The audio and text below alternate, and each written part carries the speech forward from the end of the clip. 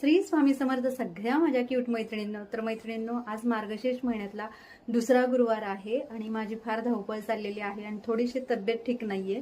त्यामुळे सगळं आज काम आहे ना थोडंसं स्लो चाललेलं आहे. सगळ्यांना सांगितलं की आज जरा मला बरं वाटत नाही तर थोडं ऍडजस्ट करा. त्यामुळे मी कालच इडलीसाठी सगळी तयारी करून ठेवली होती. घरात खूप इडल्या आवडतात सगळ्यांना, त्याच्यामुळे आज दिवसभर सगळे इडल्याच खाणार. त्याच्यामुळे मी आहे ना थोडीशी रिलॅक्स होईल. म्हणजे स्वयंपाक, परत पूजा आणि आज दत्त जयंती पण आहे ना, मग मला सगळी तयारी करायची होती, रांगोळी वगैरे छान काढायची होती. म्हणून म्हटलं सगळ्यांना ऍडजस्ट करा प्लीज. आज मी म्हटलं चला बाबा आज इडलीचाच बेत करावा.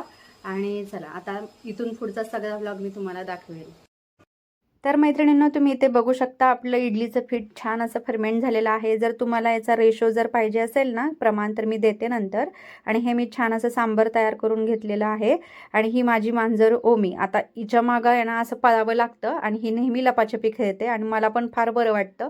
हिच्या मागे पळलं ना थोडासा माझा पण व्यायाम होतो, जोरात पळत जायचं आणि अशी ती लपते आणि आपण तिला शोधायचं. बघा ती घाबरली एकदम मी शोधलं की, आणि गॅलरीत जाऊन बसते नेहमी. आणि बाहेर सोडलं ना तिला तर बोका मारतो ना, म्हणून आम्ही तिला असं ना घरातच बसवतो. परत मी किचनमध्ये आली आणि इडल्या सगळ्या मी लावायला लागले इडली पात्रामध्ये. आणि थोडंसं मीठ काय करते नेहमी, एक्स्ट्राचं पीठ आहे ना जरा थोडंसं काढून घेते आणि जास्तचं पीठ झालेलं असतं ना तर ते फ्रीजमध्ये मी ठेवते, म्हणजे जेणेकरून दुसऱ्या दिवशी पण कोणाला पाहिजे असेल ना इडल्या तर छान अशा त्यांना लगेच नाश्त्याला मिळतील. म्हणून मी राहिलेलं पीठ आहे ना फ्रीजमध्ये ठेवून देते. आणि सांबर मी बघितलं की मी भोपळा, लाल भोपळा टाकते ना आणि हिरवा भोपळा, तर ते चांगलं बोटचेप शिजलं आहे का, तर छान असं शिजलं होतं आणि खूप टेस्टी झालं होतं सांबर. आमच्या घरात आहे ना इडल्या सगळ्यांच्या फेवरेट आहेत. तुम्ही एक आठवडा जरी कंटिन्यू कोणाला इडल्या दिल्या ना तर सगळ्यांना फार आवडतात इडल्या. आणि तुम्ही इडली बघू शकता एकदम पांढऱ्या शुभ्र अशा इडल्या झालेल्या आहेत. इडल्या तयार झाल्यानंतर मी माझ्यासाठी ना थोडासा साबुदाणा भिजत घातला खिचडी खाण्यासाठी, कारण का मला औषध घ्यायचं होतं ना म्हणून. आणि माझ्या मुलाला पण खिचडी फार आवडते. तर आज माझी एवढी घाई होणार आहे. आज पौर्णिमा आहे, आज मला स्वामींच्या मठामध्ये पण जायचंय आणि परत आज दत्त जयंती पण आहे. त्याच्यामुळे भरपूर अशा सेवा मला आज करायच्या असतात. रांगोळी काढायची असते, घरातली साफसफाई, परत सगळं सामान बाहेरून आणून सगळं करायचं आहे. त्यामुळे माझी आज प्रचंड धावपळ आहे. तर नेहमी मैत्रिणींनो माझ्याबरोबर काय होतं माहिती आहे का, मी खिचडी तर भिजत घातलेली आहे उपवासासाठी खाण्यासाठी, पण आहे ना मी नेहमी ताक पित राहते किंवा पाणी पित राहते. आणि जी खिचडी भिजत घातली होती ती मी माझ्या मुलाला मी करून दिली. आणि इथं माझी आता पूजेची धावपळ चालू झालेली आहे. सगळ्यांचा नाश्ता वगैरे सगळं करून ठेवलं होतं. आणि माझ्या दिवसाची सुरुवात ही नेहमी आहे ना सूर्याला अर्घ देऊन होते. मला एवढं छान वाटतं ना सूर्याला अर्घ देऊन. आणि माझ्याकडून जरी पूजा वेळेत नाही ना झाली तर दोन गोष्टी माझ्या सकाळच्या ठरलेल्या आहेत. आंघोळ झाल्यानंतर पहिल्यांदा सूर्याला अर्घ देणं आणि दुसरा उंबरठा पूजन करणं.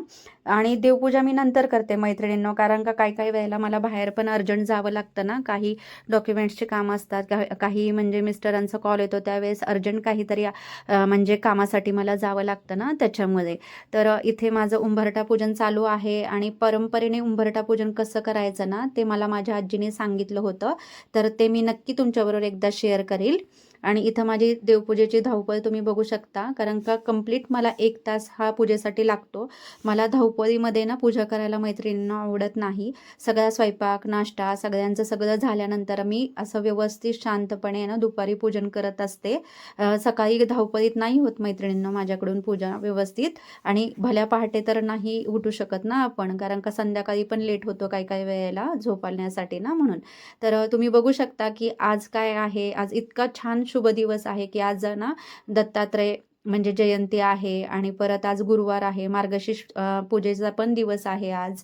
आणि आज आहे ना अन्नपूर्णा माता आहे ना त्यांची पण जयंती होती, म्हणून मी अन्नपूर्णा मातेला छान असं आहे ना सजवलेलं आहे. श्री महालक्ष्मी मातेला सुद्धा असं छान मी सजवते. माझ्याकडे छोटे छोटे अलंकार आहेत. आणि मी गार्डनमध्ये पत्री घ्यायला आलेली आहे, म्हणजे जे पालवी लागते ना पूजेसाठी तर ती. तर मी गार्डनमध्ये आलेली आहे पालवी घ्यायला पूजेसाठी, जी 5 पालवी लागते ना किंवा 7 पानं पूजेची. आणि तुम्ही जर माझा अगोदरचं जे मार्गशीर्ष महिन्यातलं जे पुस्तक जे मी टाकले होते ना 2 व्हिडिओ, 38 म्हणजे माझ्या आजीचं जे पुस्तक आहे ना 38 वर्षापूर्वीचं जे पुस्तक, तर त्याच्यामध्ये आहे ना काही नियम जे लिहिलेले आहेत ना, तर त्यातले काही नियम फार महत्त्वाचे आहेत. की त्याच्यात सांगितलं आहे की तुम्ही म्हणजे पूजेसाठी जी पालवी लागते ना ते 5 प्रकारची आणा. तर ते जर तुम्हाला जर पालवी नाही ना एवढी मिळाली तर तुम्ही फक्त 5 प्रकारची पानं फक्त एक घ्यायची आहेत. ते जास्त तोडायचं नाही आहे, मला झाडं तोडायला नाही आवडत आहे. ह्याच्या पण अगोदर मी सांगितलं होतं की एक फूल म्हणजे वाढायला खूप वेळ लागतो ना, म्हणजे झाडावर, आणि त्याला आपण किती छान असं व्यवस्थित जोपासना करतो. हे सगळं मी गार्डन आहे ना स्वतः लावलेलं आहे आणि त्याच्यामुळे ते पानं तोडायला मला नको वाटतं. स्वतःच्या लहान बाळासारखं आपण वाढवलेलं असतं ना, म्हणून. तर मी दाखवते की कशा प्रकारे मी पालवी घेते. 5च पानं मी घेणार आहे, जास्त असं पालवी मी तोडणार नाही आहे. आणि गार्डनमध्ये किती छान फुलं आलंय. आता हे मी पूजेसाठी गणपतीसाठी घेणार आहे.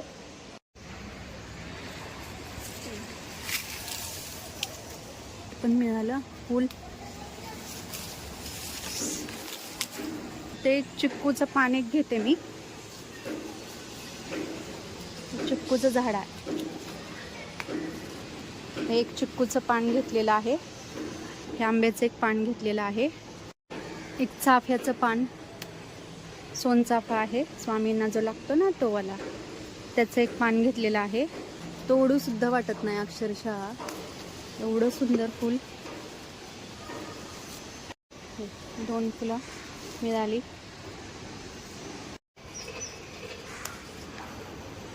सीताफळ एक आहे, असतं ना पिंपळाचं, पिंपळाचं एक पान घेते.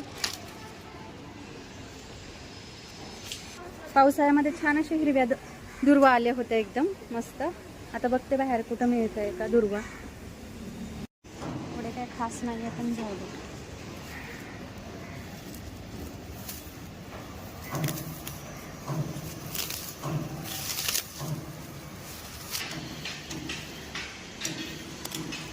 तर एवढ्या तर दुर्वा मला मिळालेल्या आहेत.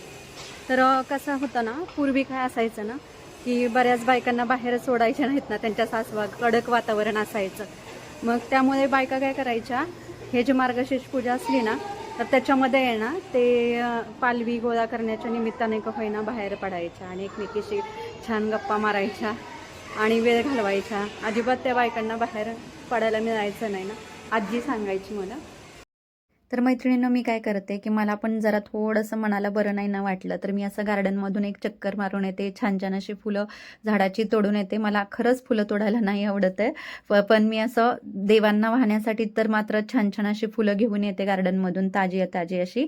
सकाळीच पूजा माझी झाली होती, देवपूजा, आणि मी झाडांची फुलं आहेत ना देवांना वाहिली. तर तुम्ही बघू शकता, आज गुरुवार आहे ना स्वामींचा पण, आणि आज दत्त जयंती पण आहे. तर स्वामींना मी काय करते, नेहमी भस्म सकाळी लावलं होतं स्वामींना, आणि त्याच्यावर असा हळदी कुंकाचा टिळा पण मी स्वामींना लावते. आज गुरुवार आहे ना, आणि आज महालक्ष्मी स्वरूप म्हणून मी स्वामींना पण हळदी कुंकू लावते. तर जिथे महालक्ष्मीची पूजा मांडायची ना तिथे पाट मांडला, तिथली जागा स्वच्छ पुसून आणि रेडी रांगोळ्या ठेवल्या त्या कडेला. आणि त्याच्यानंतर मी बाहेरचं पहिल्यांदा पुसून घेते. मला स्वच्छ असं आवडतं अंगण सारखं सारखं पुसायला, आणि सारखं मला मनाला वाटतं की महालक्ष्मी कधी पण आपल्या घरी अवतरेल ना, त्यामुळे असं स्वच्छ असावं. आणि मी जरा थोडीशी तब्येत ठीक नसल्यामुळे मी काय केलं, रेडी रांगोळ्या ज्या होत्या ना माझ्याकडे त्याच अशा बाहेर मांडल्या आणि सजवल्या. आज दत्त जयंती होती ना, म्हणून मी ना गाई आणि वासरू आहे ना तर ती रांगोळी ठेवली. त्याच्याकडे असे कमळाच्या ज्या माझ्याकडे रेडी रांगोळ्या होत्या ना तर त्या ठेवल्या. मैत्रिणींनो, खरंच ह्या रांगोळ्या खूप आपल्याला उपयोगी होतात. ज्यावेळेस आपण आजारी असो किंवा आपल्याला खूप धावपळ झाली असेल ना घरामध्ये कामाची, तर आणि रांगोळी पण बाहेर राहिलेली आहे काढायची, त्यावेळेस या पटकन अशा ठेवता येतात आपल्याला, आणि कडेने अशा छोट्या छोट्या रांगोळ्या मांडून घ्यायच्या. तर मैत्रिणींनो, इथं माझी पूजेची तयारी चालू झाली आहे. पूजा करण्यापूर्वी मी स्वतःला हळदी कुंकू लावून घेते. आणि मी मगाशी पाट मांडला होता तिथे सुपारी म्हणजे ठेवून आहे ना, म्हणजे गणपती स्वरूप सुपारी ठेवून तिथं पूजन केलं. पहिल्यांदा देवाला गाराणं गायलं की हे गणपती बाप्पा, माझी सगळी पूजा आहे ना यथासंग पार पडू दे. आणि त्याच्यानंतर मी इथे तांदळाची रास केली, तिथे मला आता लक्ष्मीची स्थापना करायची होती ना, म्हणून. आणि इथे तुम्ही बघू शकता मैत्रिणींनो की माझी सगळी लक्ष्मीचं व्यवस्थित असं पूजन झालेलं आहे, स्थापना झालेली आहे. समोर छोटीशी रांगोळी काढली, आणि रेडी रांगोळी होत्या ना त्याच आज मी मांडल्या होत्या. मला खरं तर हाताने रांगोळी काढायलाच फार मैत्रिणींना आवडते, पण कधी कधी असं घाई गडबडीमध्ये ना या पण रांगोळी आपल्याला फार उपयोगी होतात. तर तुम्ही बघू शकता आज लक्ष्मीचं स्वरूप. का कुणास ठाऊक मैत्रिणींनो, मला वाटत होतं की माझ्याकडून सेवा व्यवस्थित घडली का नाही महालक्ष्मीची, पण असं काही घाई गडबड असेल ना तर मी पहिल्यांदा स्वामींना प्रार्थना करते आणि दुसरे महालक्ष्मीला की हे देवी माते तुम्हाला शक्ती शक्ती दे आणि जेणेकरून मी आहे ना छान असं तुझं सगळं कार्य व्यवस्थित पार पाडू शकेल. आणि खरंच आश्चर्य होतं की मला आहे ना एवढी शक्ती येते ना की जे मी योजलेलं असतं ना की मला अशी पूजा पाहिजे किंवा काय, की देवीला पण मी सांगते की तुला जसं पाहिजेल ना तशी माझ्याकडून सेवा करून घे. आणि खरंच देवी मला तेवढा तर आशीर्वाद देते. एवढा मला अनुभव तर आहेच आहे या पूजेचा. आणि संध्याकाळी आम्ही सगळ्यांनी मिळून ना देवीची अशी आरती केली आणि नैवेद्य दाखवला. आणि संध्याकाळच्या आरतीला मात्र सगळे एकत्र असतो आम्ही. माझ्या मुलाला ढोल वाजवायला फार आवडतो. खूप छान वाटतं. आणि परत संध्याकाळी मी आणि माझे मिस्टर आहे ना आमच्या इथे जे श्री दत्त मंदिर आहे ना तिथे गेलो. दत्त जयंतीनिमित्त होतो. मला तेथील ना सुंटवडा खायला फार आवडतं. आणि तुम्ही बघू शकता दत्तप्रभूंच्या चेहऱ्यावर किती स्मित हास्य छान आहे. एवढी सुंदर मूर्ती आहे ना मैत्रिणींनो. तुम्ही कधी गिरनारला गेला असेल ना तर तुम्ही तिथे नक्की पहा. म्हणजे तिथली मूर्ती आणि ही मूर्ती सेम आहे. तर आज होता शनिवार. तर मी काय करते शनिवारचं की गुरुवार आणि शुक्रवार पूजा मी तशीच ठेवते आणि शनिवारी नेहमी मी उद्यापन करते. तर उद्यापन करताना मी काय करते, काही जण त्याला उत्तर पूजा पण बोलतात ना, तर मी उद्यापन करताना किंवा उत्तर पूजा करताना काय करते शनिवारी की देवीची आहे ना मी दृष्ट काढते मीठ, मोहरी आणि मिरचीनी. मला खूप छान वाटतं की माझीच नजर देवीला लागू नाही का, कारण का देवी स्वतःहून एवढं छान सजून घेते ना माझ्याकडून की खरंच मैत्रिणींनो माझ्या डोक्यात पण कल्पना नसते ना की कसं पूजा करायचं काय. तर ते सगळं मी देवीवर सोपवते आणि देवी छान अशी माझ्याकडून सगळी सेवा करून घेते. तर देवीला मी आज भाजी भाकरीचा नैवेद्य दाखवला होता. आणि भाजीमध्ये आज मी शेवग्याच्या पालांची जी भाजी असते ना ती केली होती जरा वेगळ्या प्रकारची. आणि इथं देवीची मी आरती केली. आणि आरती केल्यानंतर मी देवीला सगळं नैवेद्य दाखवून आरती करून आहे ना त्याच्यानंतर मी आहे ना उद्यापनाला सुरुवात केली की पहिल्यांदा दिवा बाजूला ठेवला. नंतर देवीची जी सगळी आपण वाहिलेली फुलं वगैरे पत्री असते ना तर ती सगळी बाजूला म्हणजे मी ठेवून देत असते. म्हणजे सगळी पूजा. आणि मग देवीला असं 3 वेळा हलवते. आणि आई राजा उदय वगैरे असा जो मंत्र असतो ना, आई राजा उदय उदय सदानंदीचा उदय उदय बोल भवानी माता की जय, असं 3 वेळा आहे ना म्हणायचं. असं मला एकदा आजीने सांगितलं होतं की कुठलीही पूजा अशी अचानक नाही काढायची, आपल्याला 3 वेळा देवीचा मंत्र तरी म्हणायचा. आणि तुम्ही बघू शकता सगळी पूजा मी अशी उत्तर पूजा करून घेतलेली आहे. देवीची मूर्ती अशी मी बॉक्समध्ये ठेवून दिली. ही मूर्ती माझी एवढी सुंदर आहे ना, जवळजवळ ह्या मूर्तीला ना 10 वर्ष पूर्ण झालेली आहेत मैत्रिणींनो. जेव्हा ह्या मूर्त्या पहिल्यांदा बाजारामध्ये आल्या होत्या ना, त्यातली ही पहिली मूर्ती म्हणजे मी घेऊन आले होते. आणि तिचं म्हणजे तेज म्हणतात ना, सारखं पूजा करून करून करून तिच्या चेहऱ्यावरचं तेज वाढलेलं आहे. आणि पूजेमध्ये जे मी पाणी वापरलं होतं ना कलशामध्ये, ते असं मी पक्ष्यांना धान्य जे तांदूळ आणि पाणी ते मी पक्ष्यांना ठेवते. आणि हे गार्डनमध्ये तुम्ही फुलं बघू शकता माझ्या. एवढं हे पांढरं शुभ्र फूल आहे ना आलं होतं. आणि ते भरपूर फुलं आली होती मैत्रिणींनो, जास्वंदीची पांढरी शुभ्र फुलं. तर ती मी सगळे काढून घेऊन घरात आले आणि मी ते सगळे स्वामींना अर्पण केले. तर व्हिडिओ आवडला तर नक्की लाईक करा.